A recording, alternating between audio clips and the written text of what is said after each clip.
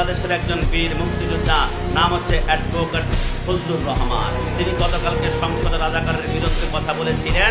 দেখলাম বাংলাদেশের কয়েকজন বিভিন্ন রকমের বক্তা ওহাবি সালাফি এরা বলে 100 বছর ফজলুর রহমানের মতো বেয়াদব নাকি জন্ম নেয় নাই।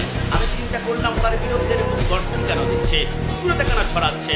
আমি দেখলাম একটা কারণে, তিনি মাজারের পক্ষে কথা বলেছেন এবং তিনি বলেছেন যারা আমাদেরকে মাজার পূজারি বলে এরা হচ্ছে ওহাবি, এরা লামাজহাবি, এরা জামাতি, এরা খারেজি, এরা রাফেজি। তিনি যখন বাতিলের বিরুদ্ধে হুঙ্কার দিলেন তখন বাতিলটা ওনাকে বেয়াদব বলতে লাগলো, নাস্তিক বলতে লাগলো। মনে রাখবেন নবীর পক্ষে রাখলে আপনার উপর আক্রমণ হবে।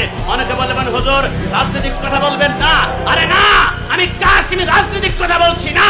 মনে রাখবা আজ থেকে 100 বছর আগে আওয়ামী লীগ ছিল না, 100 বছর আগে বিএনপি ছিল না, 100 বছর আগে জামাত ইসলাম ছিল না, 100 বছর আগে শিবির ছিল না, 100 বছর আগে খেলাফত মজলিস ছিল না। কিন্তু 100 বছর আগে যদিও দুনিয়ার কোনো দল থাকে নাই, কিন্তু তখনও আহলে সুন্নাত ওয়াল জামাত ছিল।